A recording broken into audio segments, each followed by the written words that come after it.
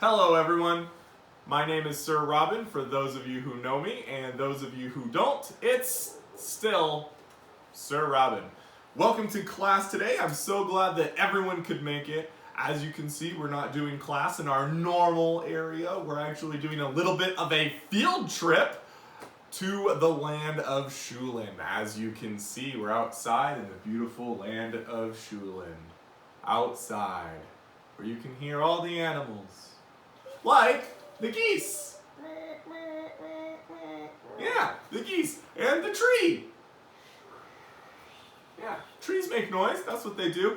But most wonderful as all is you can finally see where I live, and that is in the wonderful, beautiful castle of Zazarel. Right over there, as you can see it, it's made of some beautiful white stone. That is also where Marlin lives, Lady Fern, as well as Captain Crow, if you know any of them. Hopefully they will be joining us for some adventures later today, or maybe next week. But before I get too far, I know those of you have been wondering how my hand has been doing, and as you can see, my cast is off. I got it off earlier this morning. They said that it is pretty well healed and mostly healed. They decided not to give me a brace so that I could continue to move my hand, which is actually like really stiff. Like watch this. That is the most that I can grip my hand, and that's the most that I can open it. So it's working, and it'll come back and be good. But for now, it's still in recovery mode. Anyways, without further ado, let's move on to our roster so that I know who's here today before we get too far in and someone disappears. All right, I have Wilmar Brady Buck. Yeah. Thank you. Just, you could raise your hand and say here nice and loud for me. Toebald Silent Foot. Yeah. Thank you, Silent Foot. Griffin Tiny Foot. Yeah. Excellent. Theoden Wetfoot. Yeah. Excellent. Cobalt Three Fingers. Cobalt? Three Fingers? I guess he's not here. And Mark. Present. Excellent. I'm glad everyone's here, except for Mr. Three Fingers. All right. We're going to go ahead and start with some stretches, and to help me out with some stretches, I'm going to go ahead and call Lady Fern on over here as she crawls under our tail. Ah, there she is. Perfect. Excellent. We're going to start with some stretches. Lady Fern, do you have a stretch prepared for us today? I do. Let's go ahead and start with our arms. So. All right. Why don't you stand as far back so we can both get in here? Perfect. Awesome. All right. We're going to start with our right hand and just pushing it across our shoulder. Oh, that hurts my hand. Oh. Ow. Oh, don't overdo it. Don't overdo it. All right. We're going to hold this for 15 seconds. 1, 2, 3, 4. Lady Fern, keep counting. 6, If you're in our older 8, class, you can always 9, push yourself 10, and do all of our stretches for 12, doubles. So 13, do it for 30 14, seconds if you're in our older 15. class. Excellent. All right, go ahead and shake that one out a little bit. Ooh. All right, something in this hand popped, but that's okay. Ooh. We'll keep moving along. All right, the other side now. And 1, 2, 3, 4, 5, 6, 7, 8, 9, 10, 11, 12, 13, 14, 15. Remember, if you're in our older student class, do that for 30 seconds. We want you to push yourself. And if you're in the other class, you can go ahead and do that as well. All right, for the next one, we're going to take our hand up. We're going to go on over like this. You're going to take this hand. I'm going to struggle with this one, so watch Lady Fern instead. And you're going to pull your hand over and down, okay? And you want to make sure that you're keeping your nose straight forward. You don't want to tuck it down like this, okay? Just keep your nose straight forward and pull, just like Lady Fern is doing. She's standing nice and straight. Do it with a big smile, and we're going to count for 15 seconds. 1, 2, 3, 4, 5, 6, 7, 8, 9, 10, 11, 12, 13, 14, 15. Excellent, excellent. Go ahead, shake that one out a little bit, Lady Fern. That one felt good. All right, we're gonna go ahead and switch. We're gonna do the other one. All right, and we're gonna pull it the opposite direction. And remember, you wanna keep your head straight forward. We don't wanna tuck our head and look down at the floor. Look straight forward, a little bit up if anything, okay? All right, remember, challenge yourself.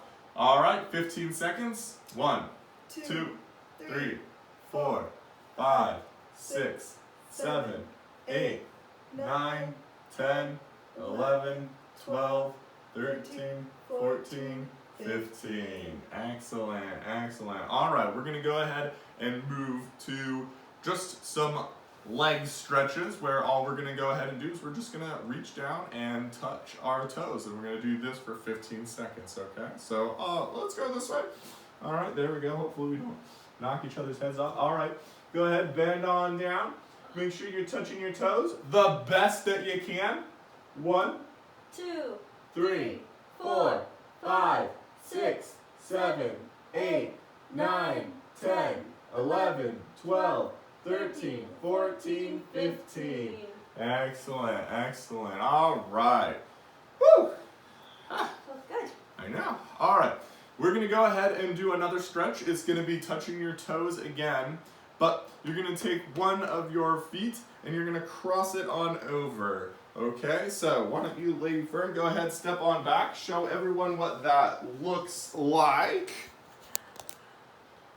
All right, and we're going to count 15 seconds. 1, 2, 3, 4, 5, 6, 7, 8, 9, 10, 11, 12, 13, 14, 15. Excellent. We're going to go ahead and switch. All right, here we go again. And 1, 2, 3, 4, 5, 6, 7, 8, 9, 10, 11, 12, 13, 14, 15. Woo! Excellent. All right.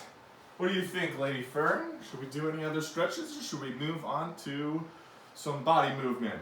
I think we're ready to move on. All right. So let's go ahead and just start with running in place for 15 seconds. We're going to just run in place. Don't run too far. We don't want you to burn the carpet on up. I mean grass, because we're outside. All right. Ready, set, go. 1, 2, 3, 4, 5, 6, 7, 8, 9, 10, 11, 12, 13, 14, 15. All right. The wind blew off my hat. Oh no, the wind blew off your hat. Oh, and your feather. Oh, no. Oh, all right. wow. Let's All right, fix well, this. you'll have to fix that before we move to our next adventure, Oh, there which we is go. going to be some jumping jacks. Oh man, all right. All right. So Yeah, for hang a jumping jack, what we're going to do is we're going to be making A's. So our feet are going to go out, which is kind of hard to see. So I'm going to go ahead and get back and use our camera so we can see. All right. There we go. All right, Lady Fern. We are good to go. Let's do 15. And those of you who are older, do 30. All right. So here we go. Let's do the first 5 slowly. So any of us who don't know how to do a jumping jack, you can learn. All right. Here we go. I'm going to stand behind so we don't whack each other. All right. On 3. 1, 2, 3. 1. We come all the way on up like this. All right. And then we come all the way back like an I. And that is our first one, okay? All right, let's do another one. Here we go. 2, 3, 4, 5. I can't hear you, Jimmy. You gotta say it louder. Everyone count with us. Here we go. Back to 5. 1, Oh no, 5. 2, 6, 7, 8, 9, 10, 11, 12, 13, 14, 15.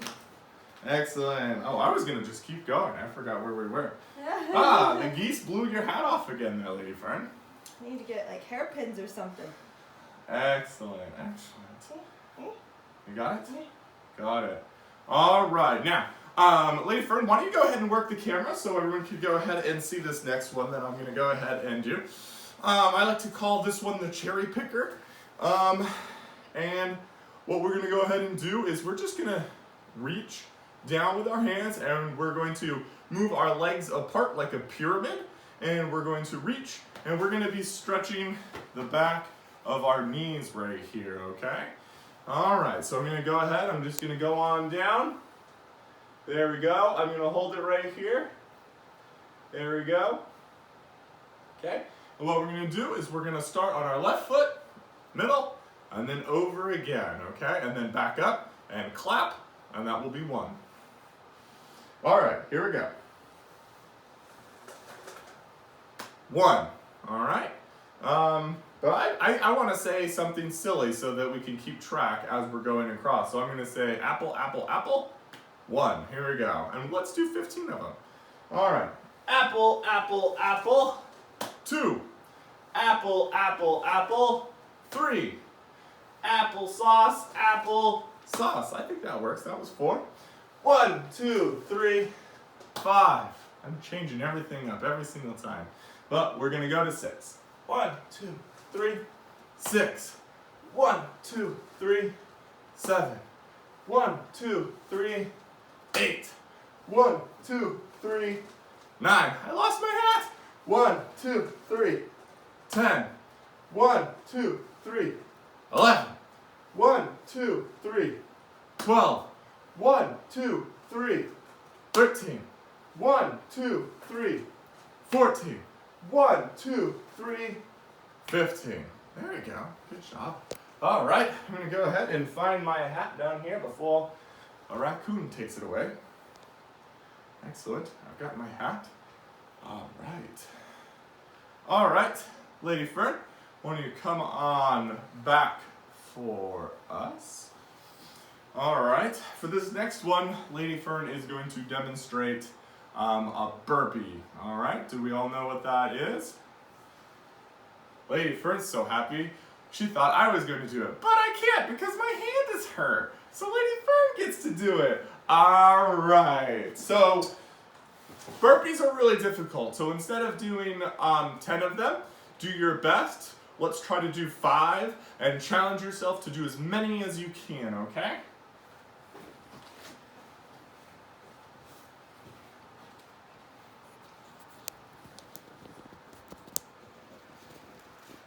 All right, Lady Fern, whenever you're ready.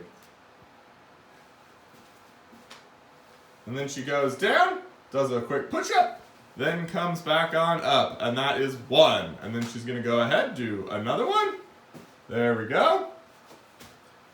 Perfect. That's 2. She's going to lose her hat because she's so good at it. This is going to be number 3. That's number 3, a jumping jack every time, all the way down, lifts her hands up, all the way on back. There we go. I think this is number 4. Number 4. All right, last one. Excellent, excellent. All right, give Lady Fern a round of applause. Yay! All right. Now, for our last one, I am going to go ahead and demonstrate doing 15 push-ups. 15 push-ups, all right? So everyone, I caught a bug in my throat. All right, 15 push-ups. So everyone knows how to do a push-up. If you don't know how to do a push-up, you can plank instead, okay? And so I'm going to start by showing you what a plank is, and then we'll do our push-ups, all right? All right. So, Lady Fern's going to go ahead and point the camera down so that we can see what a plank is, okay? A plank, I'm going to go ahead, I'll move right here. This is a plank, all right? And you want to do it for 15 seconds if you can. You want to keep your back nice and straight the whole time. You're resting all your weight on your elbows, Okay, and you're making a triangle. All right, so 15 seconds. Lady Fern, do you want to count for me? 1, 2, 3, 4, 5, 6, 7, 8, 9, 10, 11, 12, 13, 14, 15. Excellent, excellent. All right. So if you can't do a push-up, do planking for as long as you can, and if you do that every single day, you'll eventually be able to do some push-ups. All right, and to challenge yourself, plank and do some push-ups. So me and Lady Fern are now going to do some push-ups, so come on out here, Lady Fern. All right, so we're going to do 15 of them. You try to keep up with us and do as many as you can. So we're going to go ahead, hop on down. Lady Fern, join me. Here we go. Ready? 1, 2, 3, 4, 5, 6, 7, 8, 9, 10, 11, 12, 13, 14. 15. Oh wait, that's it. That's all we had to do. Yay! All right. I lost my hat again, Lady Fern. Geese. The Geese keep taking it. The geese, they keep taking our hats. All right. So we're gonna go ahead, wiggle yourself all out. If you need to get a drink of water, go ahead and do that. I'm going to send Lady Fern to go ahead and get us a glass of water from the well of welliness while we go ahead and move on. If you needed to get that drink of water, go ahead, just pause the video and then just come on back when you had your drink from the well of welliness.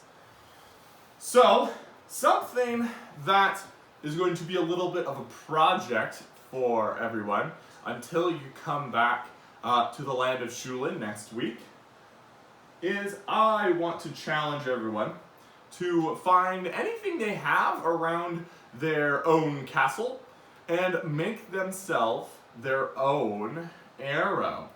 And this is an arrow that we use in class. It's made out of aluminum. I'm not expecting anyone to go fabricate an aluminum arrow, but you could use all sorts of different things. Maybe you can use straws or a wooden dowel or some sticks outside and whittle it down and make it as straight as you can. Maybe you could make it out of paper toilet rolls. There's lots of different ideas. You're all very imaginative, and I expect you to be able to produce something that's quite fantastic. But when you do it, we want to make sure that we have some of the very key components. So to do that, we want to talk about all of the parts of the arrow. So the first part of the arrow we're going to talk about is the point. This is the point right here. All right, this is the sticky point that goes into the target. The ones I have here are made out of steel. Yours could be made out of anything. It could be made out of some foam, or it could be maybe cardboard, and you shape it into an arrowhead. You can do an arrowhead very much like an indigenous Native American arrowhead that has a very big, like, sharp edge or pyramid to it. Those are made out of obsidian, which oddly enough is sharper than a steel arrowhead. So moving on, we have the main piece of the arrow going all the way through to the back. This is the shaft of the arrow. This is the shaft of the arrow. I think a good idea is a stick from outside, maybe some straws, maybe some plastic tube. You could also cut a soda bottle in half and use that as the shaft. It could be a big giant arrow. Who said that it had to be a little tiny arrow? It could be a big thick giant arrow. So you could make it out of anything you find around your house. So there's that. Then over here, I think probably the coolest or funnest part of an arrow is the fletchings. And mine on this arrow are made out of plastic. And because they're made out of plastic, and because they're not actually very much like a feather, they're nice and flat and straight, opposed to a feather that is swishy. They're actually called vanes. If they were made out of a feather or a synthetic feather or plastic, but imitated a feather, they'd be called fletchings, but these are actually called vanes. So there's two different ways to call them. They're the same thing and they do the same thing. They keep the arrow nice and sturdy in flight. And while we're on the subject of fletching, I'm going to go ahead and give us some quick history on fletching. Has anyone ever known a friend who had the last name Fletcher? Oh, me. Excellent, yes. And that probably means that long ago, their family in the past, they had a very important job, and their job was to put the fletchings onto the arrows. And so their last name is Fletching. So if you ever meet anyone with the last name Smith, that means that they were probably, way back in the past, their family were blacksmiths, or goldsmiths, or silversmiths. And so that's where a lot of English last names come from. And so Fletching and Smith are those. So that is our information with the fletchings, and now we're gonna move to this last piece, which is called the knock. Very much like you're knocking on the door. Maybe it's called that because it clips onto the string and it makes a little clipping sound, but it's called knock. Now, when you knock on the door, that's spelled with a K at the very beginning, but this knock is actually not. It's spelled with just an N, so it's normally spelled. Just an N at the very beginning, no weird K at the beginning, just a K at the end. N-O-C-K, knock. And this is what the arrow clips onto. So we've got all of those parts, but we have one last part, and that is going to be the part that is right here on the arrow. Now, these arrows are kind of old, so I can't get a close-up and show you what I'm looking at here because it's rubbed off. But originally, this arrow had writing on it from the manufacturer that said Easton. And the reason it said Easton is because the company that makes it, that's their last name, and so they put their last name on it. And that is called the crest. The crest of the arrow is where you would put your last name on it. So when you make your arrow, put your last name right there. Okay? Excellent. All right, so that is all of the parts, ow, my hand again, of the arrow. Yeah. So I'm gonna go ahead and hand this to Lady Fern real quick so it's out of the way. I'm gonna go ahead, get a quick drink of water.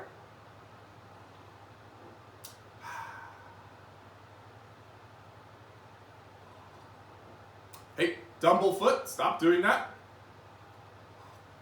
Thank you, Wetfoot, for doing what you're doing. Excellent. Excellent. All right. Now, we're gonna go ahead and move on to something that everyone asks me about all the time, and that is this right here. This is not a real one from the olden days. This is a replica of a Western crossbow from Europe, and we're going to be talking about the crossbow. And I have some fun crossbow facts over here. But before we get into those specific facts, I'm going to just talk about this just a little bit. It has some of the same components that a normal bow does. It has these right here. They're a little bit smaller, but they're a lot tighter. And they're not so big. The string is even thicker on it. The handle part is even thicker. But it has this piece right here, and you could think, that's a great piece to hang it up on the wall, eh? I'll just put it wherever I want and can hang it. But what it's actually used for, if Lady Fern wants to manipulate the camera, is so that you can put it down on the floor, like this, put your foot in it, okay? And this is going to be how you would pull it. And there is a click back here that locks it into place. Now I'm not going to lock it into place because I don't want to shoot it. But I'm going to go ahead and show you a little bit what that looks like. And then you would click it into place. You would click it into place. Okay? And another little bit quick, you can see there's a groove right in there where the arrow would sit. Ooh. Where the arrow would sit. Another difference is it has this right here. This is the trigger. This is the trigger. This will release the clip so that the string can go. So this is a crossbow. Now, crossbows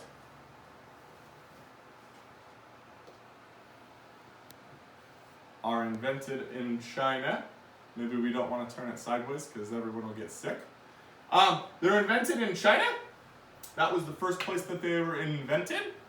The arrow is actually not called the arrow. They are called a bolt. So we're going to call them a bolt when we're using it on a crossbow. And they're going to be a little bit thicker, and they're going to be actually a lot shorter. Because, Lady Fern, if you give me that arrow real quick. Thank you. You'll notice that a normal size arrow will not work in here because it is way too long. It is way too long. It is way too long. And you want the bolt to fit right in here. So, we're going to call the arrows bolts. And the limbs, instead of being limbs, we're going to use the word lathe. And the riser isn't the riser, this wooden part right here. It's going to be the stock. It's going to be the stock. Okay?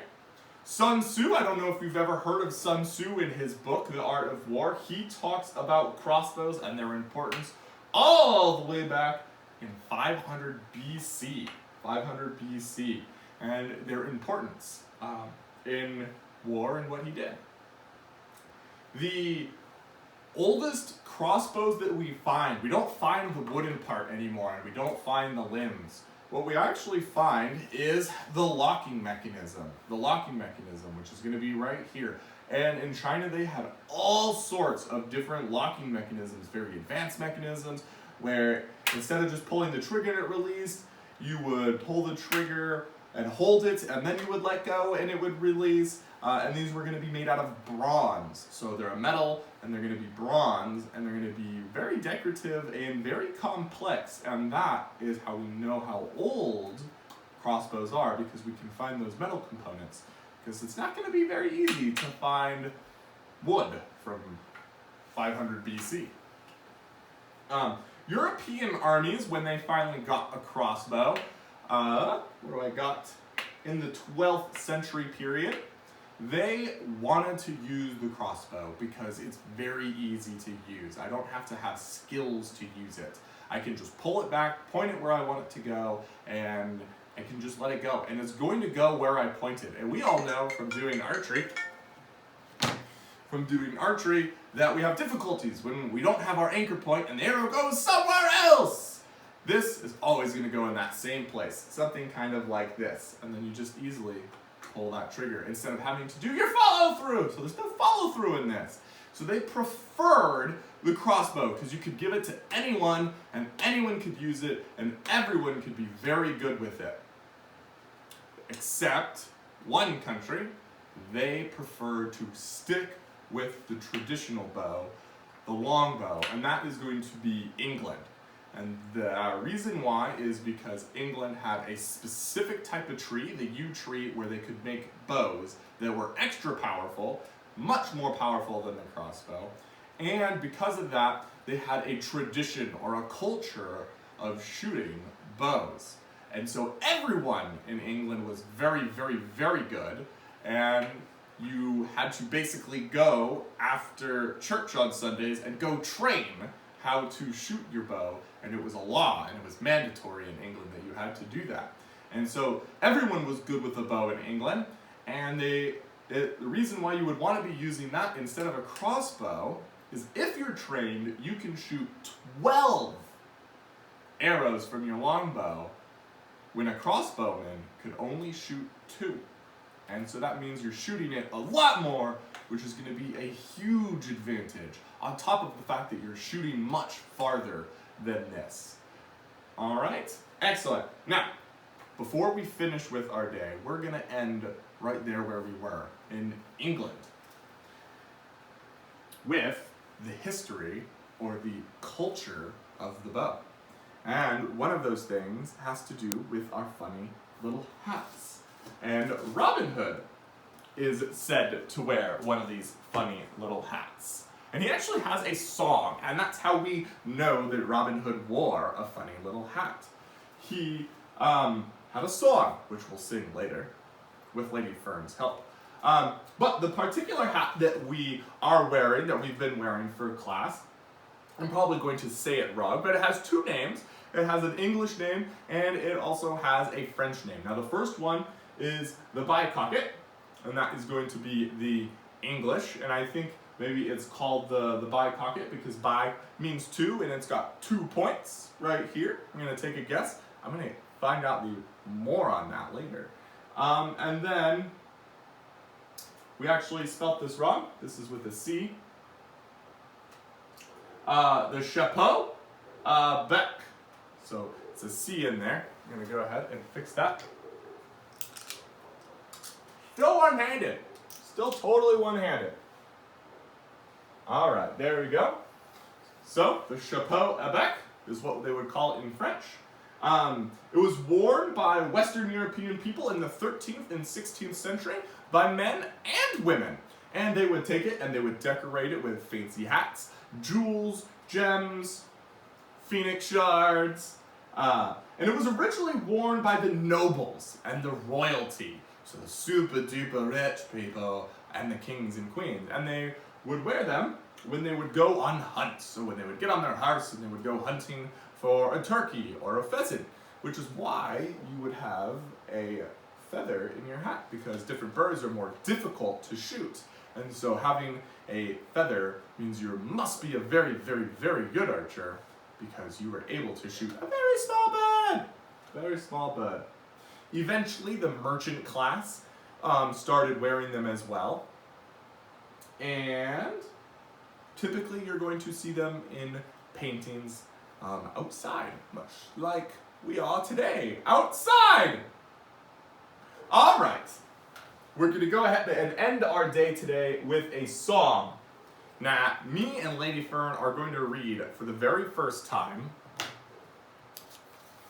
For the very first time, if Lady Fern wants to come on up and join me, for the very first time, we're going to, without even looking at it, but the song is how we know that Robin Hood wore a hat with a feather in it.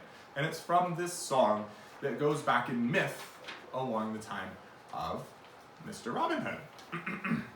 On 3, yes? Mm-hmm. All right, on 3. 1, 2, 3. He came to Sherwood Forest with a feather in his cap. A fighter never looked for a fight. His bow was always ready, and he kept his arrows sharp. He used them to fight for what was right. My guess, Lady Fern, is that this was probably originally written in Old English, and the cadence was probably quite different, because that had a strange cadence to it. Excellent. Alrighty then. Good day to you all. Hands in. Let's say archery champs on 3. 1, 2, 3. Archery champs!